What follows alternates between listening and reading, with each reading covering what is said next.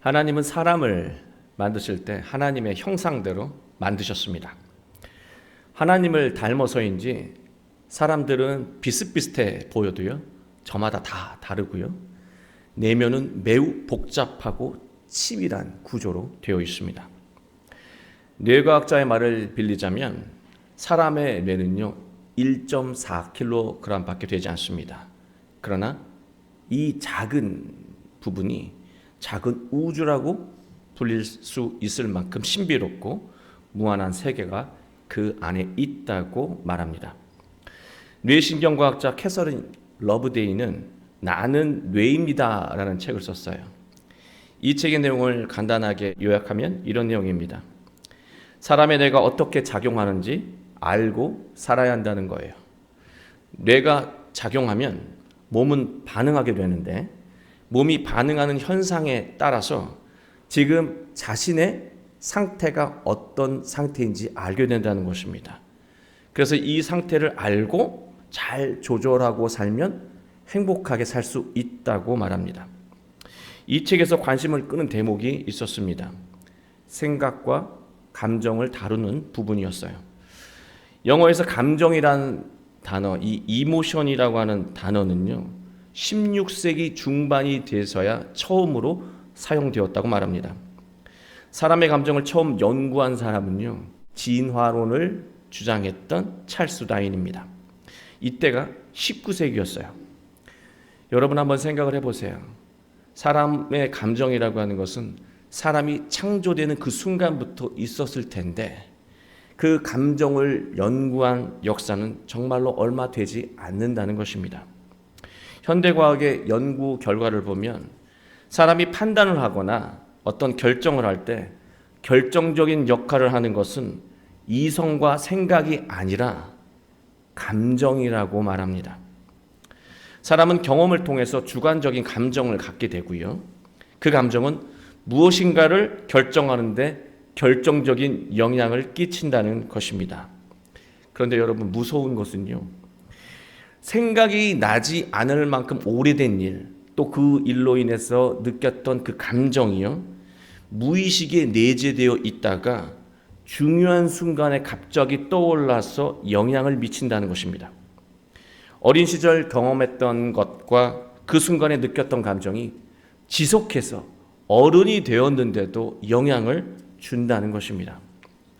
이 말대로라면 어릴 때부터 좋은 경험을 하고 좋은 감정을 느끼며 성장한 사람은요 중요한 순간마다 좋은 결정을 하며 좋은 인생을 살 확률이 높아질 것입니다. 저는 글을 읽으면서 이런 질문을 하게 되었습니다. 그러면 반대의 경우는 어떻게 하냐는 거예요. 이미 나쁜 경험을 하고 나쁜 감정을 느꼈던 사람들은 어떻게 해야 하냐는 것이죠. 오늘 말씀을 통해서 바로 이것을 해결하려고 합니다. 또 저자는 사람의 감정은 인간관계에도 매우 중요한 역할을 한다고 말합니다. 예를 들어서 서로 함께 영화를 보고 함께 음악을 들으면서 함께 울고 웃게 되면 감정의 소통이 이루어지면서 유대감이 매우 깊어진다고 말합니다. 부모가 아이를 간지럼 태우면서 함께 웃잖아요. 막 이렇게 장난치면서. 거기서 감정의 소통이 이루어지고 자녀와 깊은 유대감과 사랑이 이루어진다고 저자는 말하고 있습니다. 여러분, 그런 면에서 우리가 지금 드리고 있는 이 주일 예배는요 삶에서 매우 중요한 거예요.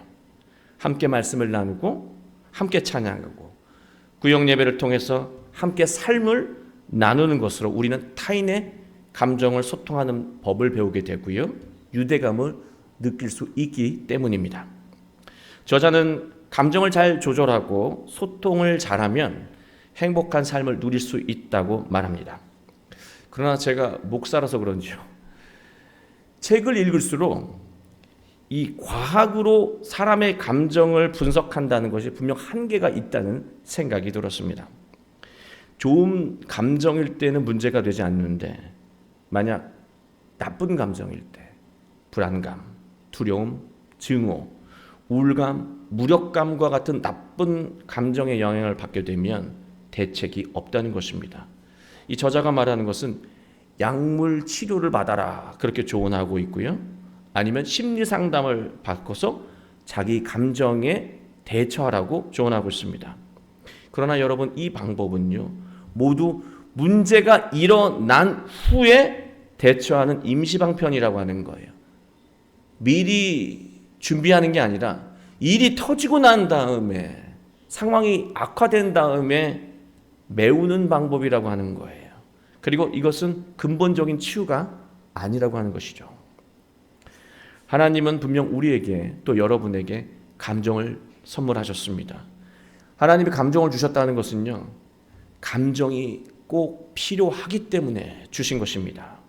그러나 우리에게 있는 이 수많은 감정들은 모두 우리를 유익하게 만드는 것은 아닙니다.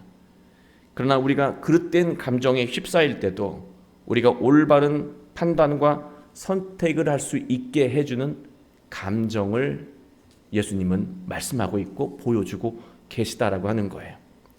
오늘부터 성령 강림 주일입니다. 우리의 삶을 구원하는 올바른 감정은요, 바로 성령이 충만할 때 느껴진다는 거예요.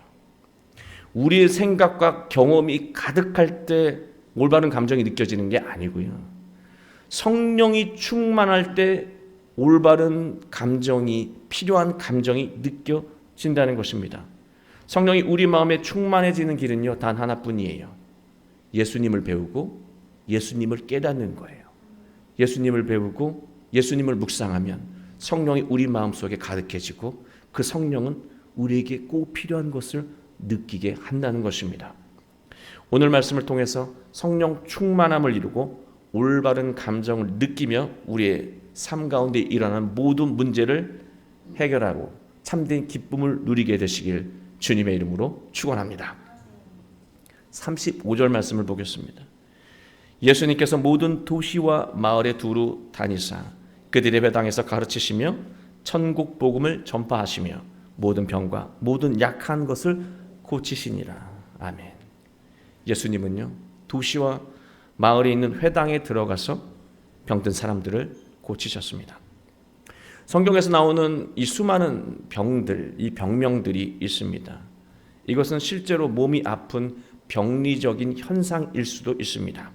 그러나 성경에서 나오는 모든 병들은요, 영적으로 병든 상태를 상징하는 표현들이라고 할 수 있어요.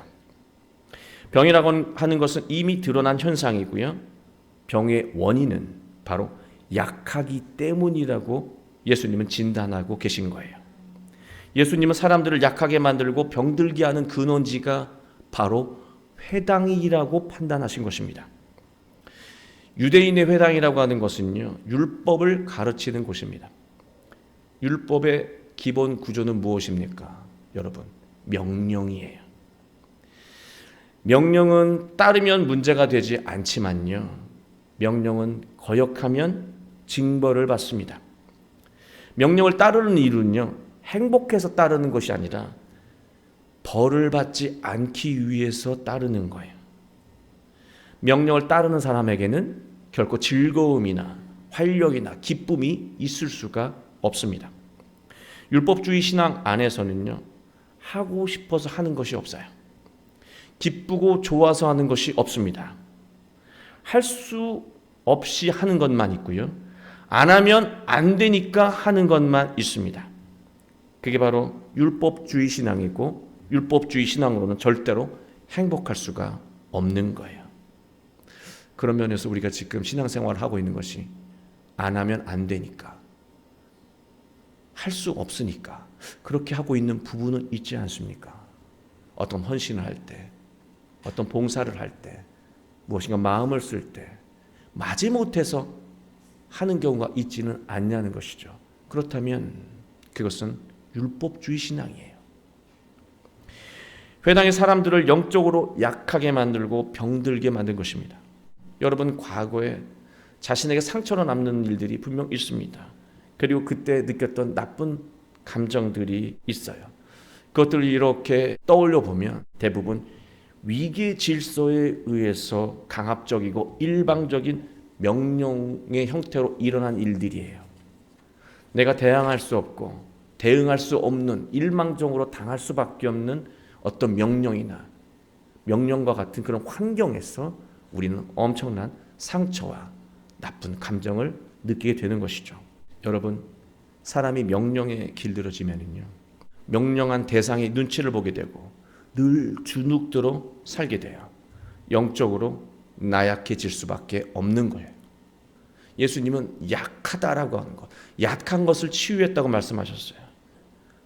율법주의 신앙으로 살게 되면 사람은 늘 눈치 보고 주눅들고 연약하게 살 수밖에 없는 거예요. 회당에서 가르치는 율법주의 신앙이 사람들을 영적으로 나약하게 만들었고 신앙으로 느껴야 할 기쁨의 감정을 모두 빼앗아 버린 것입니다. 기쁨을 잃어버린 신앙은, 기쁨을 잃어버린 삶은요, 생명력이 없고 그 어떤 능력도 발휘할 수가 없습니다. 예수님은 천국 복음으로 그 모든 것들을 고치셨어요. 여러분, 복음이라고 하는 말, 유앙겔리온이라고 하는 말이 무슨 뜻입니까? 기쁜 소식이에요. 이 말씀을 들으면 기쁨이 막 샘솟는 말씀이에요. 능동적으로 하고 싶어서, 기뻐서, 나를 위해서, 가족을 위해서, 함께하는 사람들을 위해서 하고 싶어진다는 거죠. 그게 기쁜 소식, 그 복음이 주는 힘이라고 하는 것입니다. 이렇게 살아가면 신앙에도 능력이 있지만요, 신앙의 기쁨도 있지만 삶의 능력이 최고조로 올라간다라고 하는 거예요. 유대인들은 지금껏 이유도 모르고 명령처럼 율법을 행하며 살아왔습니다. 저는 이 유대인들의 모습을 보면서 이게 우리의 모습이 아니냐. 우리는 율법을 잘 몰라요. 그러나 우리 사는 모습을 한번 면밀히 보시기 바랍니다. 자신의 삶의 상태를 한번 보세요. 인생을 사는 모습이 마치 누구에게 명령을 받고 사는 사람처럼 억지로 일을 하고 억지로 기쁨 없이 살아갑니다. 모든 일이 기쁨이 없어요. 안 하면 안 되는 일만 우리의 일상 가운데 가득하다라고 하는 거예요. 사실은 그런 게 아닌데 내가 그렇게 느끼고 살아가고 있는 거예요.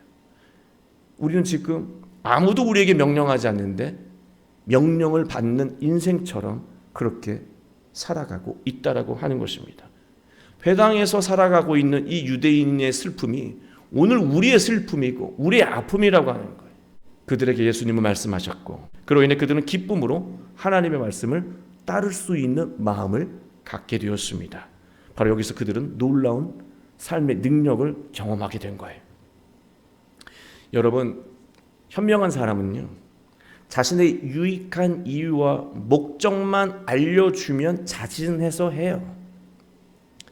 미련하고 아둔한 사람은요, 자신에게 유익한 것이 무엇인지 설명을 해줘도 귀찮아서 안 합니다. 그러나 현명한 사람은 왜 이게 나에게 유익한지, 나에게 소중한 것인지 일깨워주면요, 시키지 않아도, 명령하지 않아도 알아서 한다는 거예요. 자신에게 어떤 유익이 있는지 아는 순간부터 자신을 위해서 살아갑니다. 그냥 살아가는 것이 아니라 즐거움과 기쁨으로 살아간다는 것입니다. 사람들은 이런 말을 하잖아요. 신앙이 없는 사람들도 이런 말을 합니다. 게으른 천재는 노력하는 자를 이기지 못한다. 그러나 노력하는 자는 좋아서 하는 자를 결코 이길 수 없다. 이 말에는 굉장히 중요한 말이 빠졌다는 거예요. 사람은요, 기뻐서 한다고요? 결과가 금세 나지 않으면 그 기쁨은 금세 사라집니다. 근데 모든 일들이 즐거움으로 한다고 결과가 금세 나나요? 가치 있는 일일수록 결과는 항상 더디게 나타나요. 그게 자연스러운 거예요. 그러니 결과가 늦으니 처음엔 즐거움으로 했지만 있잖아요, 결국 그 즐거움은 금세 사라집니다. 핵심은 당장 결과가 있지 않더라도 꾸준히 즐거움을 유지하는 것이 중요한 거예요. 꾸준한 즐거움을 어떻게 유지할 수 있는가? 성령 충만함으로 가능하다라고 하는 것입니다. 성령이 우리에게 주는 그 마음, 이게 왜 너에게 유익한지 끊임없이 그 마음을 주십니다. 우리 그 마음으로 당장 열매가 맺히지 않아도 가치 있고 복된 일들을 꾸준히 기쁨으로 즐거움으로 준행하면서 결국 그 열매의 달콤함을 우리는 누릴 수 있게 되는 거예요. 성령의 충만함을 위해서 뭐가 필요하다 그랬죠? 계속해서 예수님에게 집중해야 해요. 예수님을 묵상해야 합니다. 그렇다면 우리는 어떤 일을 해도 즐거운 마음으로, 의미 있는 마음으로 즐겁게 해낼 수 있다라고 하는 것입니다. 예수님은 우리가 사는 동안 잃어버린 기쁨을 회복하고 또 어떤 환경 속에서도 기쁨을 유지하게 만드는 감정을 보여주고 있다는 것입니다. 예수님이 보여주신 감정이 어떤 감정이었을까? 이게 바로 오늘 말씀의 핵심입니다. 이 감정만 우리가 갖게 되면 모든 그릇된 것들을 우리가 다 이길 수가 있어요. 그게 무엇일까? 36절 말씀입니다. 무리를 보시고 불쌍히 여기시니 이는 그들이 목자 없는 양과 같이 고생하며 기진함이라. 여기에 답이 있습니다. 예수님은 무리를 보시고 불쌍히 여기셨습니다. 불쌍히 여긴다는 이 헬라어는요, 스플랑그조마이입니다. 스플랑그조마이는요, 창자가 끊어진다라고 하는 뜻이에요. 애탄다는 말입니다. 애타는 감정은 상대를 사랑하는 마음으로 바라보며 걱정할 때 애타는 마음을 느끼게 됩니다. 예수님이 불쌍히 여기셨다는 무리들은요, 사랑스러운 사람들이 아니에요. 회당에 있는 사람들, 여전히 율법주의에 길들여져 있는 사람들, 율법처럼 명령으로 신앙을 강요하는 이 사람들은요, 예수님이 그 회당에서 자신들을 위해 생명의 말씀, 더 이상 명령으로 인생 살지 말고 마지못해 인생 살지 말고 기쁨으로 당당하게 신나게 살 수 있는 길을 열어줄게 라고 말씀을 하셔도요, 그 말씀이 자신들을 공격하는, 자신들이 지금까지 살아온 삶을 부정하고 무시하는 말씀이라고 여기고 그들은 무례하게 대했던 사람들이었어요. 예수님은 그들을 보면서 결코 좋은 감정을 느낄 수가 없는 대상들이었습니다. 간단히 말하면요, 미워 죽겠는 사람한테 불쌍한 감정을 느꼈다는 거예요. 우리는 이런 생각을 합니다. 예수님은 위대하시니까, 사랑이 많으시니까 언제든 어떤 상황이든 함부로 예수님을 대도 예수님 늘 웃으면서 사랑으로 대했을 거라고 생각해요. 천만의 말씀이에요. 아닙니다. 절대로 그렇지 않아요. 예수님도 불쾌하고 예수님도 언짢고 예수님도 화가 나요. 그들의 행동들을 보면 말이죠. 그런데도 예수님은 분노의 감정을 느끼지 않으시고 불쌍한 감정을 느끼셨다라고 하는 것입니다. 그 이유가 무엇일까? 그것을 배워야 합니다. 36절 후반부에 나옵니다. 이는 그들이 목자 없는 양과 같이 고생하여 기진함이라. 이 때문이에요. 이게 무슨 말이냐면 예수님은 복음의 의미도 모르면서 조롱하며 공격하는 사람들의 모습을 보지 않으셨어요. 저들이 왜 이런 행동을 하는지 그 원인을 보신 거예요. 그들의 행동에 모든 초점을 맞추신 게 아니라 이들이 왜 이 어리석은 행동을 하는지 그 마음의 근원을 보셨다라고 하는 거예요. 예수님은 눈에 보이는 현상을 보고 불쌍하다고 여기신 게 아니고요. 불쌍할 게 없잖아요. 오히려 화가 나죠. 그들이 저럴 수밖에 없는 내면의 상태를 보고 불쌍하게 여긴 거예요. 자신들에게 생명의 말씀, 구원의 말씀을 주는데도 공격하는 저 사람들. 좋은 것을 줘도 좋은 것으로 받아들이지 못하는 그 완고한 마음의 상태. 그들은 어떤 마음으로 인생을 살기에 자기에게 유익한 것을 주는 사람에게 기쁨으로 맞이하지 못하고 공격하는 것일까? 그들의 그 마음 상태를 불쌍히 여기신 거예요. 예수님은 하나님의 마음으로 그들의 내면을 들여다 보신 것입니다. 그들의 모습이 어떤 모습이었냐면요, 마치 목자 없는 양처럼 보였다고 말씀하십니다. 이것은요, 어린아이가 부모를 잃거나 보살핌을 받지 못하고 혼자 울고 있는 아이예요. 하도 많이 울어서 눈가가 시커매질 정도로 울고 있는 아이의 모습을 예수님은 공격하는 사람 그 모습 속에서 보셨다라고 하는 거예요. 그래서 예수님은 이러한 불쌍한 사람들, 겉으로는 너희들을 공격하고 너희들을 위축되게 만드는지 모르겠지만 그들의 내면을 보면 너희가 도와야 할 그런 대상들이고 동포들이다. 형제자매들이다. 그러니 추수할 일이 많은데 추수할 일꾼이 없으니 그런 제자가, 복음을 전하는 제자가 되게 해달라고 기도하라고 말씀하고 있는 것입니다. 여러분, 예전에 제가 부목사 사역을 할 때요, 권사님 한 분이 계셨습니다. 그분을 잊을 수가 없습니다. 그분은 한국 전쟁 때 이북에서 내려온 분이었습니다. 그 옛날에 북한에서 여학교를 다니실 만큼 인텔리 여성이었습니다. 권사님은 아주 똑똑하고 강한 분이었습니다. 권사님은 남편과 일찍 사별하고 힘든 인생을 살아서 그런지 말투가 매우 공격적이고 부정적이고 비판적이었습니다. 그러나 그 말에 틀린 말은 없었어요. 젊은 여신도들을 쥐 잡듯이 잡는 분이었습니다. 부목사들에게도 수시로 화를 참 많이 내시는 분이었습니다. 그분만 나타나면 홍해가 갈라지듯이 모든 교인들이 다 피신하고요, 심지어 목회자들도 무슨 일이 있는 것처럼 막 그 자리를 떠나기 바빴습니다. 근데 여러분, 참 안타까운 것은요, 그 권사님은 교회를 결석하지 않으신다는 거예요.